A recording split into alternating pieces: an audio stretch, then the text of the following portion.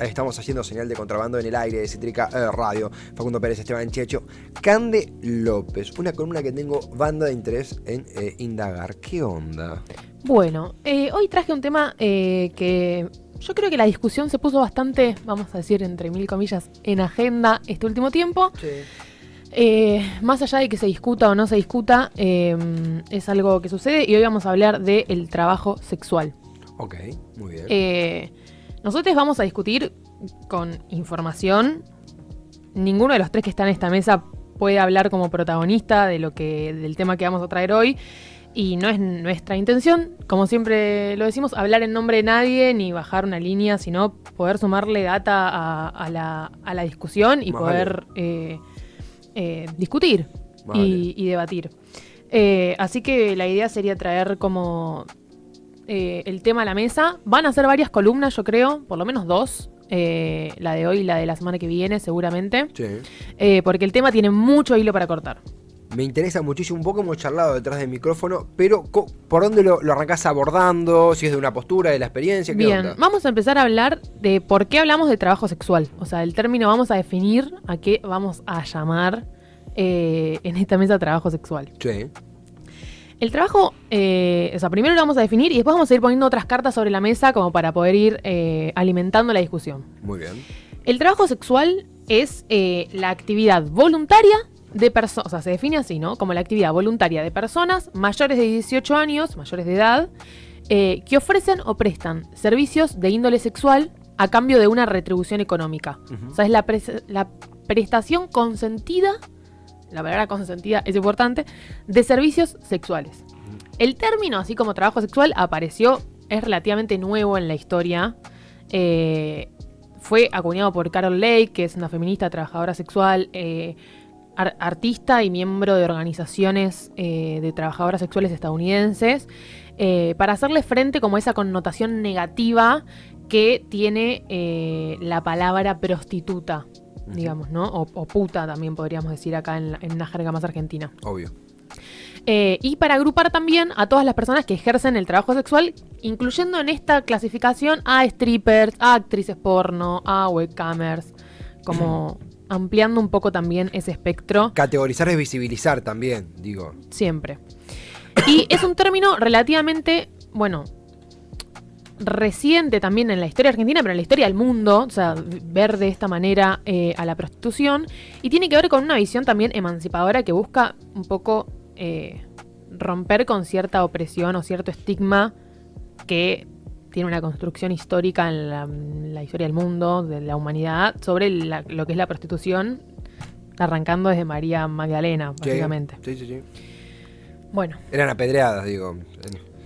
Si hacemos una revisión histórica, tenés para estar hablando de 3 horas. Se dice incluso, a veces en mofa, pero es real, el oficio más antiguo del mundo. Claro, un poco para romper para dejar de hablar de esa manera de la prostitución en el 2020, o sea, en el siglo XXI, en el 2023, esto creo que se empieza a hablar más o menos de este término en los 70. Trabajo sexual. De trabajo sexual. Claro.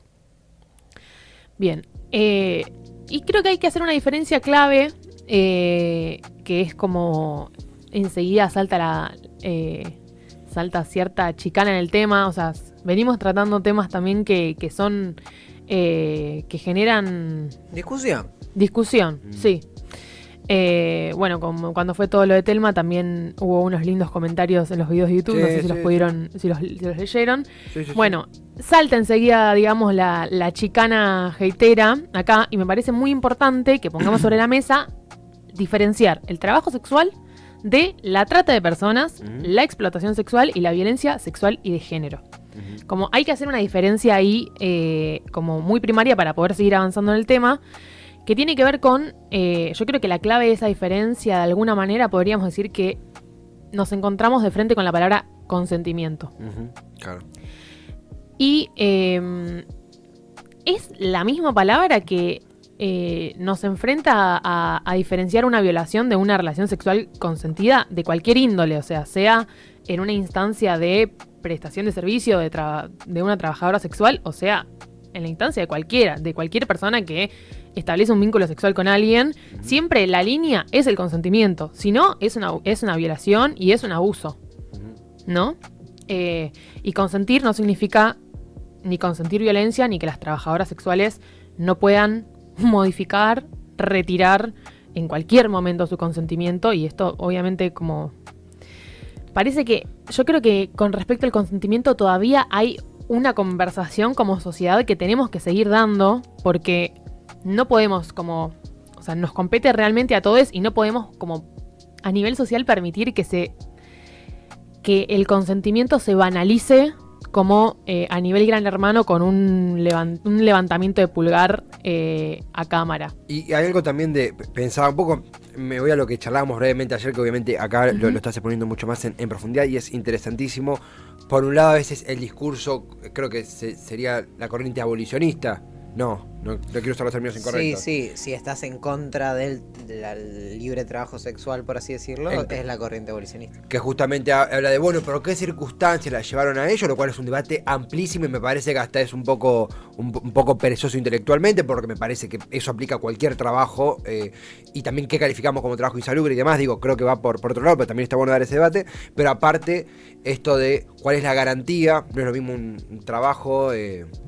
con una cámara de seguridad, con un contrato y demás, que cuando uno está mano a mano con una persona. Entiendo que en algún momento... Muchas veces el trabajo sexual se da con la garantía de cierto contrato mucho más explícito que en muchos otros vínculos sexuales, por ejemplo, y con una cámara de por medio. Pero digo, creo que hay, por lo que pude haber hecho el libro de Georgina Orellano, me acuerdo cuando empezó a mostrar las facturas en los medios de cobrar los servicios, de visibilizar, incluso, no sé si la palabra es institucionalizar, pero buscar las formas de justamente, institucionalizar, transparentar los mecanismos de un intercambio que sucede a diario mientras hablamos. Bueno, yo creo que, y voy a insistir bastante como en estas columnas, que es importante... Hay toda una discusión en la que vamos a entrar ahora un toque más adelante, que se queda muy en un plano moral e intelectual sobre si está bien, si está mal, si cómo hacerlo, si qué hacer. Y que yo creo que esa discusión muchas veces se aleja del territorio. Y del territorio y de lo que pasa. Era un poco a veces también el debate que dábamos cuando hablábamos de la ley del aborto. Vos podés estar a favor o no. En este momento tenés una situación de un montón de personas que están haciendo esto de forma clandestina, donde se están vulnerando sus derechos. Entonces, en esa línea, creo que a mí me parece muy interesante escuchar siempre primero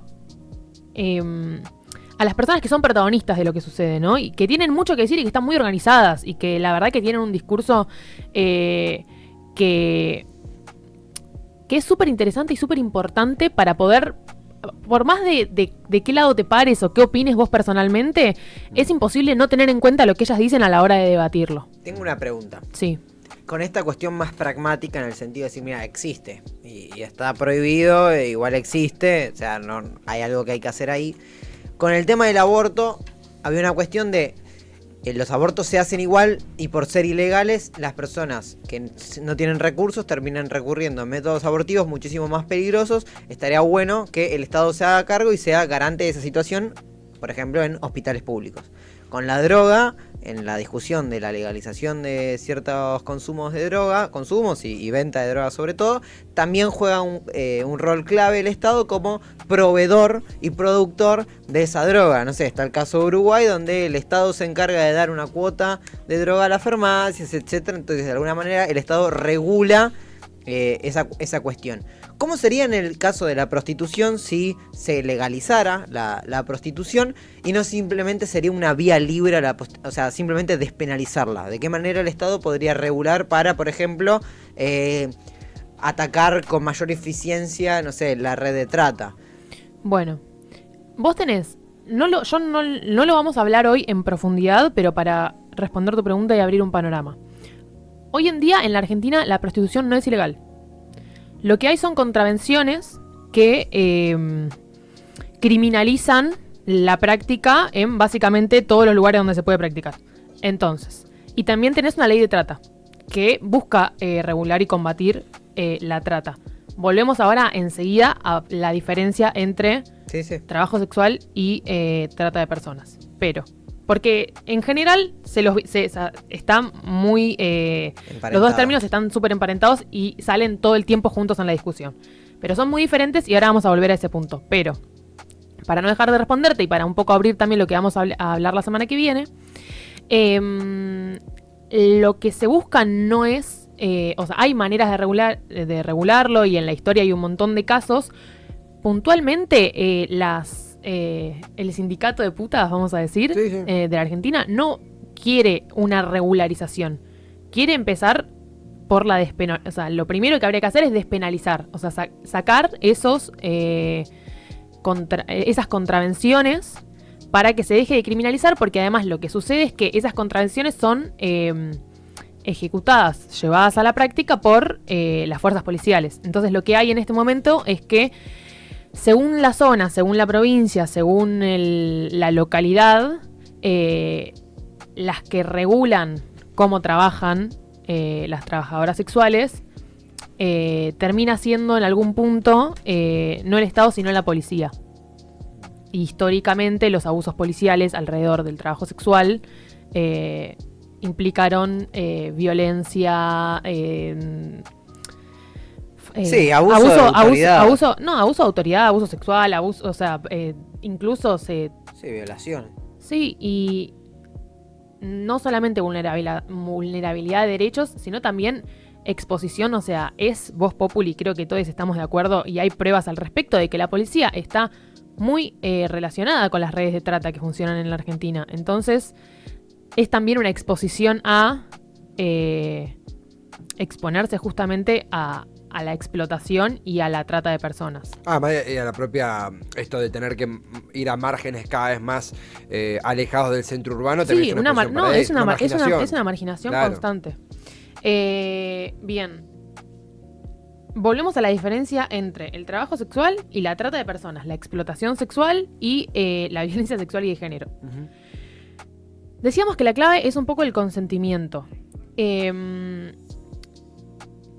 trabajo forzado y la trata de personas para fines que incluyen la explotación sexual, porque hay trata de personas para otros fines, por ejemplo, talleres clandestinos de ropa, de textiles. Sí. Es un abuso contra los derechos humanos y es un delito. Y adopta un montón. Justamente cuando uno escucha anécdotas o las historias de vida de personas que han estado, o sea, es muy diferente la experiencia de una persona que llega a la prostitución a través de una red de trata que alguien que lo ejerce con consentimiento. Y en eso hay un montón de matices y hay un montón de grises y es un tema que de tanto tabú y de tanta falta de hacerse cargo socialmente, ¿no? De querer por parte de la iglesia y por parte del Estado tapar, digamos, con la mano el sol. Hay un montón de estigma, hay un montón de tabú y se dificulta muchas veces poder hablar de esos grises y poder ponerlos sobre la mesa y ver las diferencias y hablar realmente de lo que sucede, porque también históricamente hay de parte de las personas que cuentan mucha fortaleza porque está cruzado por muchas dicen, ¿no? Que al hablar lo primero que sintieron fue vergüenza, vergüenza de contarle a sus familias a qué se estaban dedicando. Es un tabú, sigue siendo un tabú. Sigue siendo muy castigado por la sociedad. Tanto para las putas como para mujeres que se salen, digamos, de lo que una buena mujer debería hacer, ¿sí? ¿No? Siempre hay un castigo social con respecto a eso. Y en ese sentido, muchas veces las trabajadoras sexuales encarnan todo lo que la sociedad dice que una mujer no debe hacer. Sí. Y en este sentido, yo creo que sin duda ejercer el trabajo sexual puede venir como de determinada situación de pobreza y marginación. O sea, como muchas veces también está este argumento, ¿no? Bueno, nadie puede elegir. En ese sentido, todos podemos elegir dentro de las posibilidades que nos da nuestra clase social. O sea, posibilidades acotadas, limitadas y a veces situaciones desesperantes. Exacto. Sin embargo, como esas situaciones no anulan la capacidad de elegir de una persona. O sea, como sí, dentro de las posibilidades que te da el contexto. O sea, todos crecemos y nacemos en un contexto y dentro de ese contexto podemos elegir ciertas cosas más acotadas. O sea, si nos ponemos a hablar sobre libertad, ninguno de nosotros puede elegir. Podemos elegir más, podemos elegir menos. Tenemos más o menores posibilidades. Pero me parece importante también sacar a las trabajadoras sexuales, y eso es algo que más que, o sea, no lo digo yo, lo piden ellas, sacarlas del lugar de víctimas de. Claro. Y un poco desde esa manera poder sentarse a discutir de igual a igual y no estar todo el tiempo infantilizando el discurso de la otra persona, que es un poco lo que pasa cuando uno desestima que lo que la otra persona está diciendo lo dice desde un lugar de víctima. Hay algo que dice Georgina Orellano en varias entrevistas. De hecho, hay un método con Georgina Orellano muy interesante que no sería regulacionista, pero digo, claramente no es abolicionista. Representa al sindicato de las meretrices, que es justamente el que nuclea a las trabajadoras sexuales. Y ella en un momento me acuerdo que arrancó a mostrarlo en Instagram, obviamente que sin mostrar el rostro de su cliente, pero contaba, acabo de verme con un cliente, acabo de salir del trabajo, mostraba la factura, me estoy tomando un café, me encuentro con una compañera, nos cuidamos con mi compañera en el sentido de, como sabemos que hay un cana que es un hijo de puta, nos cuidamos en esta esquina. Todo con mucha cautela, no solo por una cuestión de contrato, sino por su propia seguridad. Sí, porque además Georgina Orellano representa en general al grupo de trabajadoras sexuales que laburan en la calle, que claro, suele ser el grupo bastante más expuesto también, no solo a la mirada de la sociedad, sino a los peligros que conlleva de alguna manera ejercer el trabajo sexual. Y recuerdo que ella decía también esto de la organización sindical que hemos obtenido, la viabilizamos a partir de la, no sé si utilizar la palabra victimización o subestimación, esto de ustedes están acá porque no les quedó otra. Ella decía, no, nosotros elegimos esto por tal y tal, después uno la escucha, saca sus propias conclusiones, pero hay una cuestión organizativa, no solo por, que es completamente válido, buscar un determinado, sus derechos como trabajadoras, sino también como defensa, porque tienen un nivel de exposición, y ella misma lo contaba, que es completamente nuevo, que es tabú de contar todavía en los medios de comunicación. Por eso son tan particulares sus apariciones en los medios, siempre queda algo. Sí, bueno, ellas hablan muchas veces de las putas visibles, ¿no? Que son las que, porque hay muchas entrevistas también a personas que deciden no revelar su identidad con todo derecho a la privacidad y a no querer exponerse a la violencia que la sociedad todo el tiempo les imprime. Y en ese sentido también fue una búsqueda de, vos hablabas como de la creación del sindicato, ¿no? De la sindicalización. Fue una búsqueda de protegerse y de pedir por derechos. Es muy interesante también en varias entrevistas a Orellano, ella habla de cómo fue su formación sindical, ¿no? Como decir, nadie, o sea, en este lugar de victimizar, de infantilizar, que muchas veces sucede cuando se habla con trabajadoras sexuales, hay una cuestión de haber tenido ellas mismas, y muchas veces pasa dentro de la discusión feminista, ¿no? Y fue como muchas veces se dice que la prostitución marca como una grieta dentro del feminismo. Uh-huh. Yo no sé si lo pondría en esos términos, pero sí he escuchado hablar a Georgina Orellano diciendo que encontró muchas más respuestas en el sindicalismo, o sea, respuestas concretas a problemas que tenían las putas en su día a día y en su cotidianidad, que el feminismo no le dio, y para mí eso es una deuda, no sé si una deuda del feminismo, pero es tener que pararse a discutir desde lo que sucede y desde el territorio, y no quedarse solamente con la discusión moral y los libros y las teorías. Queda para la próxima. Sí. Me surgen muchas preguntas, y por suerte vamos a volver a este tema. Preguntas sinceras, quizás poniéndome un poco en abogado del diablo, ¿no? Lo voy anticipando. Pero por otro lado también me parece interesante cómo, supongo que en el último tiempo la discusión también se puede llegar a ampliar a lo que es venta de contenido erótico, por ejemplo, en redes sociales o con aplicaciones o lo que fuese, que no sé si entra o no dentro del concepto de prostitución, si entra o no dentro del concepto de trabajador o trabajadora sexual. Si tiene que haber un acceso carnal para eso, para considerarse trabajador o trabajadora sexual, no. O no. Yo creería que, creo que no. Hay obviamente posturas al respecto. Y siento que es un debate que se tiene que dar, porque además OnlyFans no solamente es legal en el país, sino que esos grises y ese no hablar de las cosas y no poder definirlas y no poder darnos respuestas, es el gris donde operan las redes de pedofilia, como los que usan fotos Sí, no autorizada. No autorizadamente, como hay un montón de grises que de hecho son muy difíciles de penalizar porque no hay políticas estatales al respecto. Lo hemos hablado en una columna esto de